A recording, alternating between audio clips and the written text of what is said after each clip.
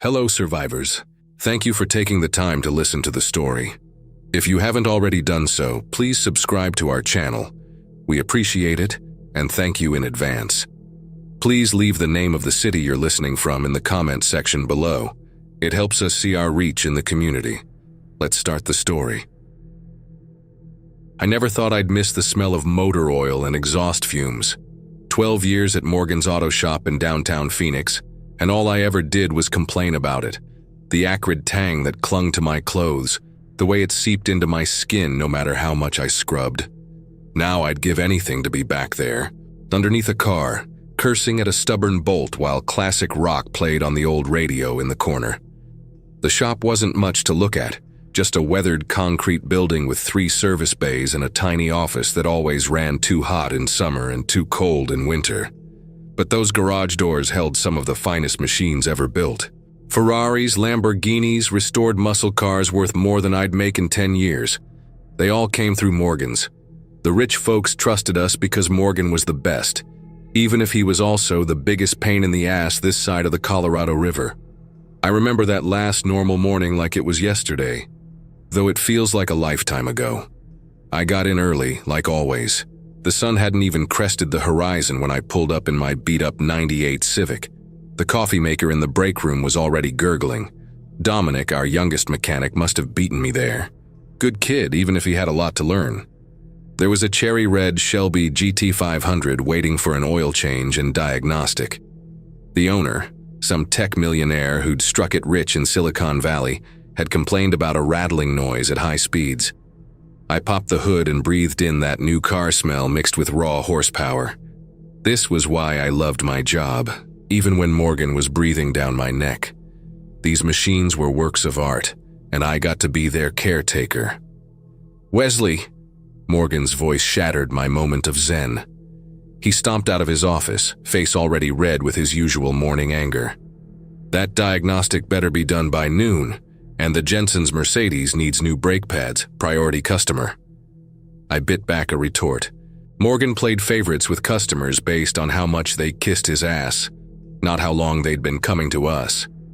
The Jensens had only started bringing their cars here 6 months ago, but their constant flattery and gifts had put them at the top of his list. "The Shelby's owner called yesterday," I said, keeping my voice level. "Been waiting 3 days. I don't care if he's been waiting since Christmas, the Mercedes takes priority." Morgan jabbed a finger at me. "And clean up that mess by Bay 2. This isn't a junkyard." The mess was my organized collection of specialized tools, arranged precisely how I needed them for the day's work. Morgan had never turned a wrench in his life. He'd inherited the shop from his father and thought that made him an expert, but he knew how to schmooze customers and rake in money. So here we were. I spent the morning splitting my time between the cars, trying to keep everyone happy. The Shelby's problem turned out to be a loose heat shield. Simple fix, but the kind of thing that could worry a customer who'd dropped 6 figures on their ride. The Mercedes just needed routine maintenance, nothing urgent. But Morgan hovered nearby, making sure his precious priority customers got served first. Around 10, Dominic called me over to look at something in the Shelby's engine bay. That's when we first noticed something was off. The normally busy street outside had gone quiet. No traffic noise, no pedestrians walking past. Even the construction site across the street, which had been a constant source of noise for months, had fallen silent. "Weird," Dominic muttered, wiping his hands on a shop rag. "Maybe they finally gave those construction guys a day off." I nodded, but something felt wrong. The silence had weight to it, like the air before a massive storm. My phone buzzed in my pocket, probably Morgan with another complaint, but when I checked, it was a news alert. Multiple reports of violent incidents downtown. Police advising people to stay indoors. "Hey, check this out," I started to say to Dominic, but Morgan's bellow cut me off. "What did I say about the Mercedes? Get back to work." I shoved my phone away, pushing down the nagging feeling that something bigger was happening. We had cars to fix, customers to please, and a boss to appease. The world outside would have to wait. I didn't know it then, but that mundane morning would be the last normal one I'd ever experience. The quiet street, the angry boss, the endless parade of expensive cars. It was all about to change. But right then, I was just a mechanic doing what I'd always done, fixing beautiful machines I could never afford to own. Looking back, I should have paid more attention to the silence, should have checked more news alerts, or at least turned on the radio. But when you've spent your whole life with your head under a hood, focused on the next repair, the next customer, the next problem to solve, sometimes you miss the signs that everything's about to fall apart. Morgan was on the phone in his office, probably sucking up to another wealthy client. Dominic had disappeared into the break room.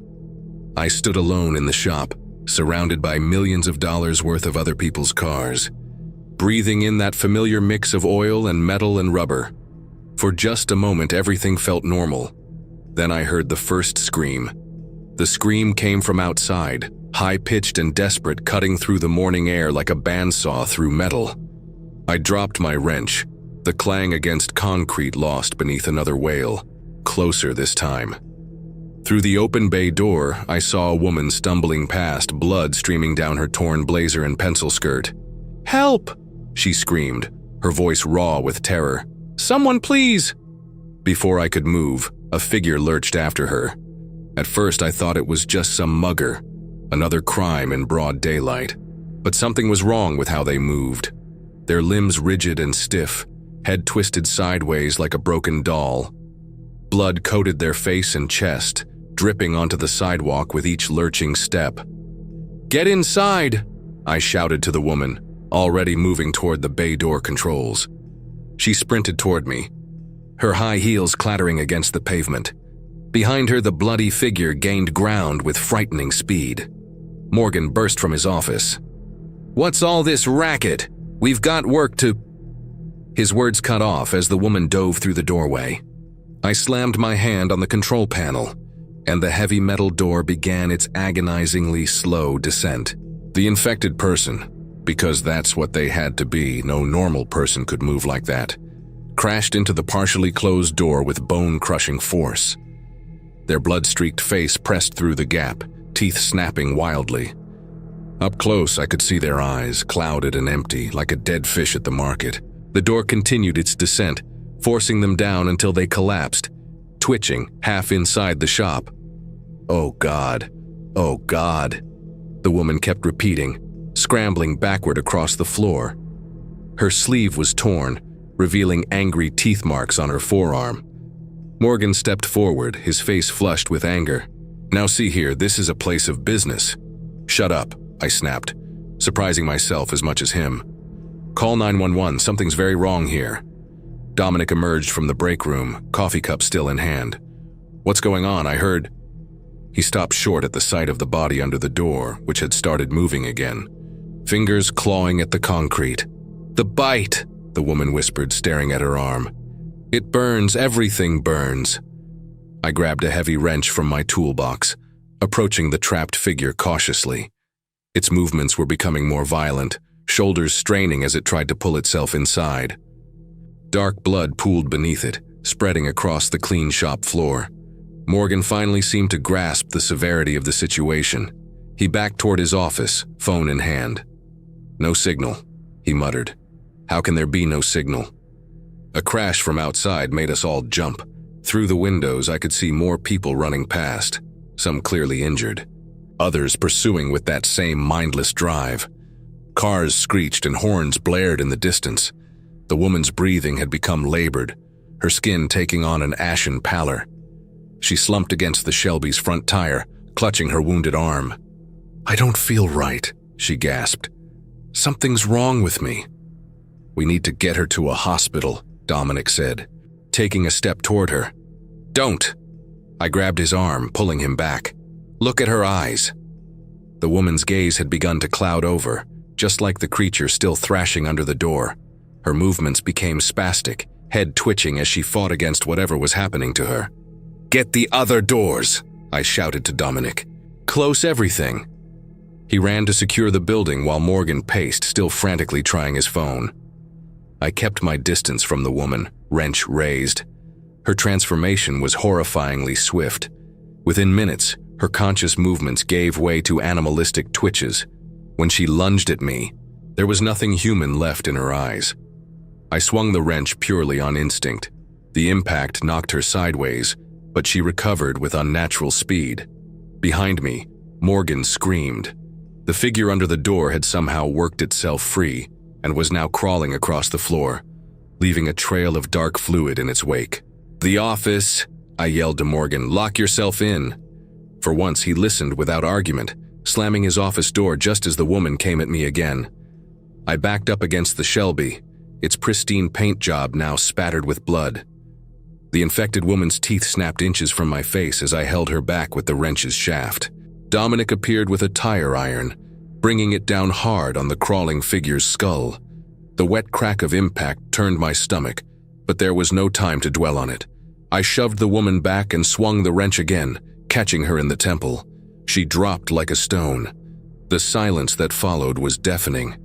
Dominic and I stood there, panting, surrounded by the bodies of people who'd been alive just minutes ago. Through the windows, we could see smoke rising from several places downtown. More screams and crashes echoed from nearby streets. "What?" Dominic's voice cracked. "What just happened?" Before I could answer, a pounding started on the side door. We both spun toward the sound, weapons raised. Through the small window, I could see faces pressed against the glass, bloody, vacant faces with snapping jaws and dead eyes. "The tools," I said, already moving. "Help me barricade the doors, anything heavy, toolboxes, parts, everything." As we worked, my mind raced through what we'd just seen. The bite that spread whatever this was. The rapid transformation. The mindless aggression. It was like every zombie movie I'd ever watched. But this was real. This was happening. Morgan's muffled voice came through his office door. "Wesley, what's going on out there?" "Stay put," I called back, dragging a heavy toolbox against the side door. "Just stay put until we figure this out." The pounding grew louder, more insistent. More infected gathered outside, drawn by the noise or movement or whatever senses still worked in their dead brains. Soon they surrounded the shop, pressing against every window and door. We had good tools, expensive cars, and relative safety for the moment, but we also had no food, limited water, and no idea how widespread this was. As I watched more infected stumble past outside, I realized our comfortable routine had shattered forever. Now we were just survivors, trapped in what had suddenly become both our fortress and our prison. I looked at Dominic, young and scared but still standing, at Morgan's office door behind which he cowered, at the beautiful machines that now seemed like useless sculptures. Everything had changed in the space of minutes, and I had a sickening feeling this was only the beginning. The first few hours in the shop felt like days. We fortified what we could, pushing toolboxes and cabinets against the doors, covering windows with metal sheets we stripped from a damaged hood. The infected outside pressed against the glass, their vacant stares and blood-smeared faces a constant reminder of our situation. Morgan stayed in his office most of the time, emerging only to pace nervously and check his phone. Each time he opened his door, I caught glimpses of him reaching under his desk, checking something. His paranoia was spreading like a virus of its own. "We need supplies," Dominic said, wiping sweat from his forehead. The Arizona heat was building and the shop's air conditioning struggled against it. "There's a convenience store next door. If we're quiet, maybe—" "Too dangerous," Morgan cut him off. "We stay put until help arrives." I studied the store through a gap in our makeshift barricade. The front windows were intact, which meant potential supplies inside. But the street between us and there crawled with infected. They moved in that distinctive way, not shambling like in movies, but with focused determination, as if pulled by some primal hunger. "Help isn't coming," I said, turning to face Morgan. "You've seen the smoke downtown, heard the explosions. Whatever this is, it's everywhere." Morgan's face reddened. "I'm still in charge here, and I say—" "In charge?" I laughed, the sound harsh even to my own ears. "Look around. Your precious shop is a prison now. Those cars you love showing off? Just expensive coffins." His hand twitched toward his office, and suddenly I understood what he'd been checking. "You have a gun in there, don't you?" Dominic's eyes widened. Morgan's silence was all the confirmation we needed. All this time, I stepped toward him. We've been defending ourselves with wrenches and tire irons. And you had a weapon? It's mine, Morgan snapped, backing away. For protection. You think I'd trust either of you with it? A crash from outside interrupted our confrontation. One of the infected had knocked over a trash can, drawing more of them to the noise. They clustered near the shop's side door, their combined weight making the metal groan. That door won't hold forever, Dominic said quietly. We need food, water, real weapons. I nodded, already formulating a plan. The parts delivery door in the back, it's reinforced, leads straight to the alley. If we're careful, no one leaves, Morgan shouted, retreating to his office. The door slammed shut, followed by the click of a lock. Dominic and I exchanged looks. The boy who'd barely started his apprenticeship now stood straighter, his fear giving way to determination. I'll go, he said. I'm faster. We go together, I replied, gathering tools we could use as weapons. Morgan can hide with his gun. We'll do what we have to. The delivery door opened silently. Thank God I'd oiled those hinges last week. The alley stretched before us, surprisingly clear. Most of the infected seemed drawn to the main street's noise and movement. We crept along the building's wall, environmental awareness heightened to a painful degree. Every scrape of shoe against pavement felt deafening. The convenience store's back door was locked, but my crowbar made quick work of it. Inside, the shelves were mostly stocked. This hadn't been hit by looters yet. We worked methodically, stuffing our bags with water bottles, energy bars, anything non-perishable. First aid supplies, Dominic whispered, gesturing to the small pharmacy section. Smart kid. The relative quiet shattered as something crashed near the front of the store. We froze, listening to the sound of breaking glass and display racks toppling. Multiple infected poured through the broken windows, drawn by our movement or scent. Back door, I hissed, but more shapes blocked our retreat. We were surrounded. Dominic swung his tire iron, catching the nearest one in the head. I fought beside him, my crowbar finding deadly purchase in rotting flesh, but there were too many. They pressed closer, hands grasping, teeth snapping. A gunshot cracked through the air. One of the infected dropped, revealing Morgan in the doorway, his pistol raised. For a moment, I felt a surge of gratitude, until I saw his hands shaking, his skin pale and clammy. The sleeve of his shirt had ridden up, revealing teeth marks on his forearm. He'd been bitten. The great Morgan, who never got his hands dirty, who looked down on us grease monkeys, had tried to handle an infected alone and failed. Move! I shoved Dominic toward a gap in the infected ranks. We sprinted back to the shop, Morgan providing covering fire until his magazine emptied. The infected shambled after us, but we made it inside, slamming the delivery door shut. When? I demanded, facing Morgan. When did it happen? He backed away, the empty gun still pointed at us. An hour ago, through the office window.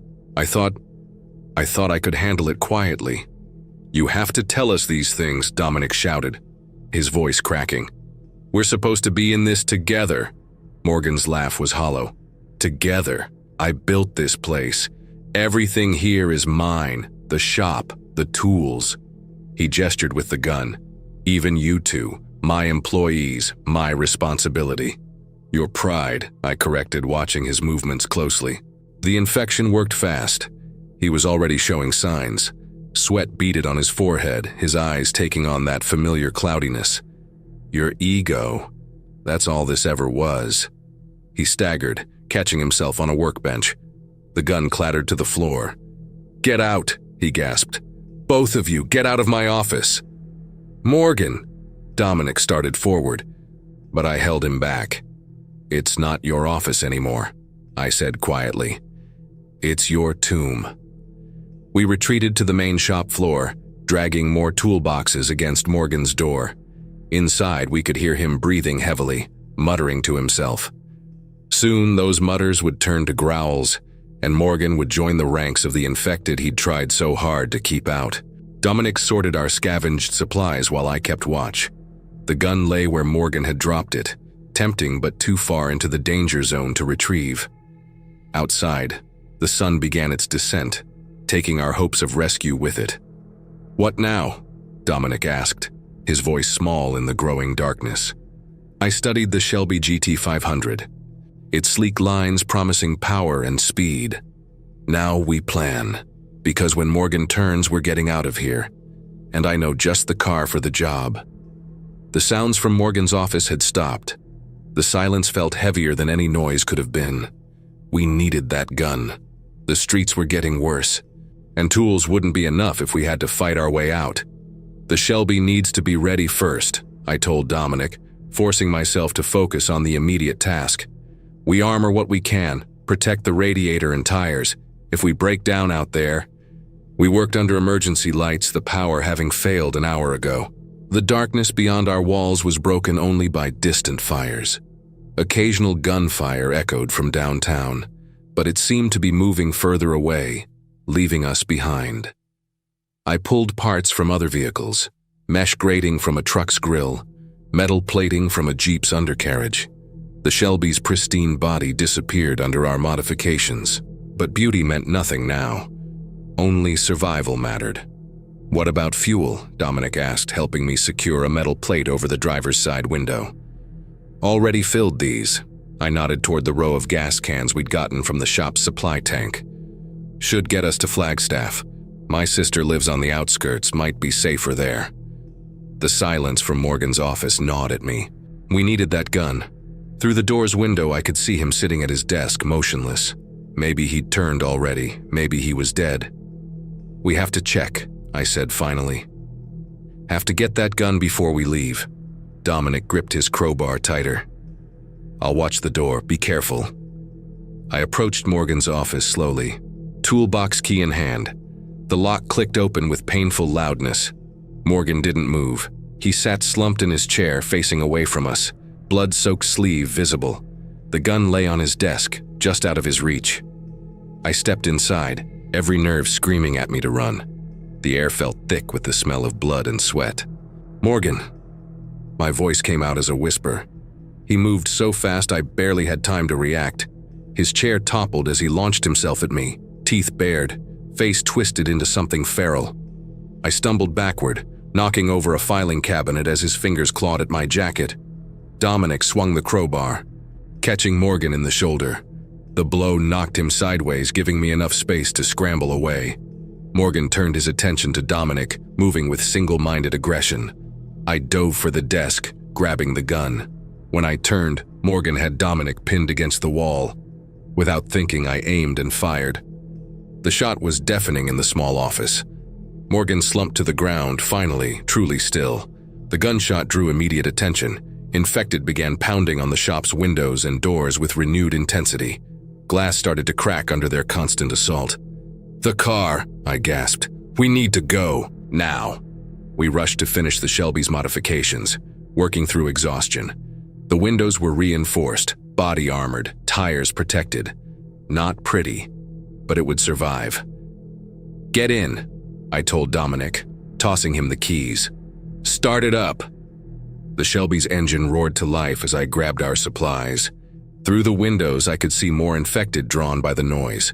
The glass wouldn't hold much longer. I jumped into the passenger seat, checking the gun's magazine. 3 rounds left. Better than nothing. "The main door," I said. "Hit it at speed, right through the center where it's weakest." The Shelby's engine growled as Dominic accelerated. Metal screamed as we burst through, the reinforced front end protecting us from the worst of the impact. We swerved onto the street, Dominic fighting for control as infected stumbled after us. Through the back window, I watched my workplace of 12 years disappear into darkness. Morgan's office light still burned, a lonely beacon in the chaos. Soon it too faded, swallowed by the night. "Head north," I told Dominic, checking our fuel gauge. "Stay off the main roads." The city burned around us as we drove, everything we'd known crumbling away. But the Shelby ran perfectly, every modification working as intended. We were alive, we were mobile, and we had a destination.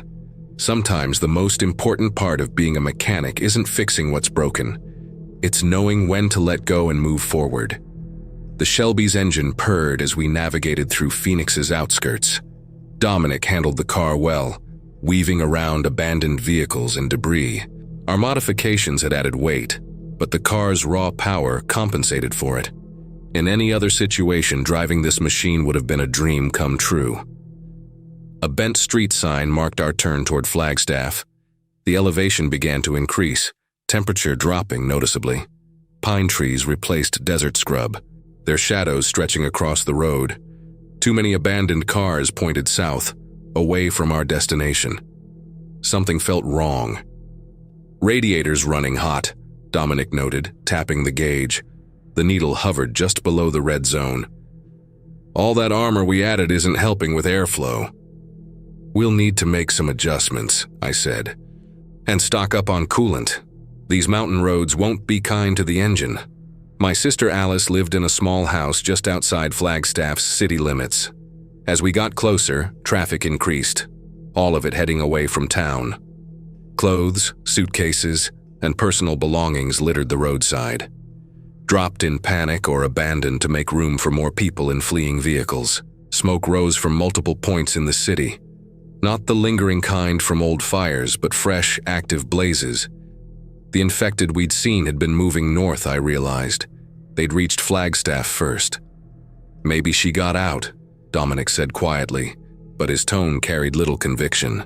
We turned onto Alice's street. Most houses showed signs of hasty evacuation. Doors left open, yards cluttered with discarded possessions. Her house stood at the end, seemingly intact. The garage door was closed, her car possibly still inside. "Wait here," I told Dominic. "Engine running. If anything happens, I'm not leaving you," he cut me off. "We stick together. That's how we've made it this far." The front door was locked, a good sign. I used my key, pushing it open slowly. The house felt wrong, cold and still, with that distinctive emptiness of an abandoned home. But everything looked neat, orderly, just like Alice always kept it. Her running shoes still sat by the door. Family photos lined the hallway wall, holidays, graduations, our parents' faces smiling from better times. A half-empty coffee mug sat on the living room table, lipstick staining its rim. "Check the garage," I told Dominic. "See if her car's there, I'll look upstairs." Her bedroom was untouched. Bed still made with hospital corners like she'd learned in nursing school. The closet door hung open, several outfits missing from their hangers. She'd packed in a hurry but had time to choose what to take. Back downstairs, Dominic emerged from the garage. "Car's gone, but look what I found." He held up a container of coolant and some basic tools. "She always let you store stuff in her garage, right?" I nodded, throat tight. In the kitchen, dishes sat unwashed in the sink. A note was magneted to the fridge. "Wes, if you see this, I've gone to the emergency shelter at the high school. Military's evacuating north. Come find me. Love you. Alice." My heart sank. The high school was near the center of town, where the fires burned brightest. Even if she'd made it there, the military presence we'd seen retreating earlier suggested the evacuation had failed. A noise upstairs made us both freeze. Soft footsteps, moving toward the stairs. I raised the gun, one bullet left, as a figure appeared at the top. Alice's neighbor stared down at us, blood crusted around his mouth. He charged down the stairs with that focused aggression they all shared. We barely made it out, slamming the door behind us. More infected emerged from nearby houses, drawn by our presence. The Shelby's engine roared to life as we escaped, leaving my sister's house and street behind. "The shelter," Dominic suggested as we drove. "We could check." I shook my head. "You saw those fires. The military pulled out. Anyone left in town either escaped north or—" I couldn't finish the thought. The Shelby's temperature gauge demanded attention, needle now touching red. "We need to stop," I said. "Fix this before we lose the engine completely." We found an auto parts store with an attached garage, relatively secure. While Dominic kept watch, I popped the hood. The problem was worse than just heat. One of our modifications had shifted, pinching a coolant line. We'd need parts and time to fix it properly. "I'll check inside," Dominic said. Maybe there's still some inventory we can use. The store had been looted, but not thoroughly. Together we gathered hoses, clamps, coolant, everything needed to keep the Shelby running. While I worked on the car, Dominic organized our supplies, his movements confident now. He'd learned fast in the past 24 hours. "Remember when you first started at the shop?" I asked, tightening a clamp. "You were so nervous about touching the expensive cars." He laughed softly. "Yeah, well, working on this beast makes up for it. Though I doubt the owner would appreciate our modifications." "Probably not," I smiled. "But you've done good work, really good work." The sound came without warning, shuffling feet on broken glass. Dominic turned, crowbar raised, as 3 infected rushed from behind a wrecked car. He swung, connecting with the first one's head. "Wesley!" he shouted, "get the car ready!" I worked faster, trying to secure the last connections with trembling fingers. Behind me, I heard Dominic fighting. He was holding his own, but more infected appeared, drawn by the noise. The final clamp tightened. "Done!" I called out. "Let's go!" I turned just in time to see it happen. Dominic took down another infected, but didn't see the one coming from his blind spot. Its teeth sank into his shoulder as he tried to spin away. I grabbed him, pulling him toward the car. We made it inside as more infected converged on us. The engine started and we peeled out, leaving them behind. Mile after mile passed in silence. Dominic's breathing grew labored, his skin pale and clammy. We both knew what was coming. "There's a turnoff ahead," he finally said, voice weak. "Scenic overlook. Take it." The side road led to a viewpoint high above the city. Flagstaff spread out below us, smoke still rising from multiple points.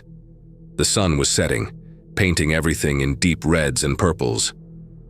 "Nice view," Dominic managed to smile. "Good place to stop."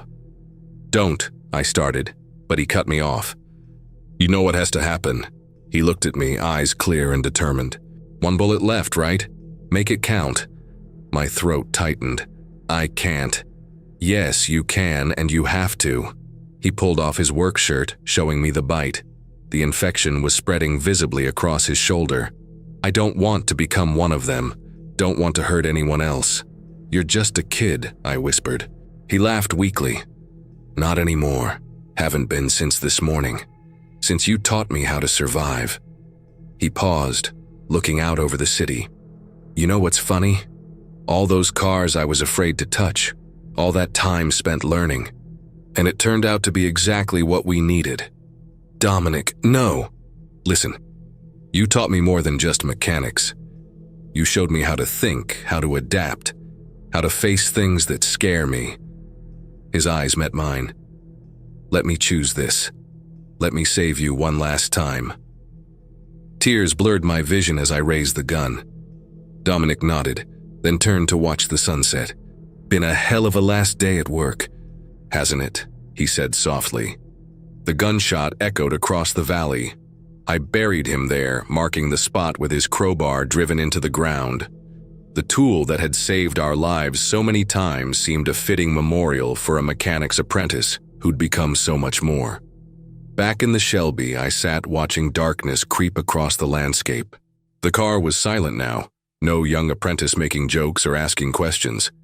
Just me, an empty gun, and a modified machine that carried the last traces of his handiwork. I started the engine, its rumble somehow mournful in the gathering night. East was still the plan, into the mountains away from population centers. Somewhere I could gather supplies, maybe help other survivors. Keep things running like I always had. The road stretched ahead, empty and waiting. Dominic had taught me that survival wasn't just about keeping machines working.